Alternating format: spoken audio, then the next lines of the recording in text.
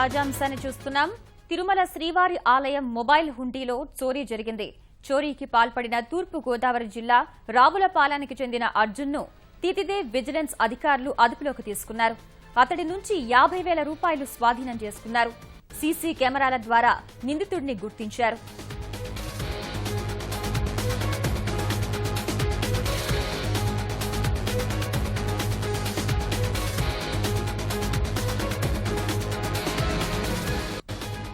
తిరుమల శ్రీవారి ఆలయం మొబైల్ హుండీలో చోరీ జరిగింది. చోరీకి పాల్పడిన తూర్పు గోదావరి జిల్లా రావులపాలెంకి చెందిన అర్జున్ను తితిదే విజిలెన్స్ అధికారులు అదుపులోకి తీసుకున్నారు. అతడి నుంచి 50,000 రూపాయలు స్వాధీనం చేసుకున్నారు. సీసీ కెమెరాల ద్వారా నిందితుడిని గుర్తించారు.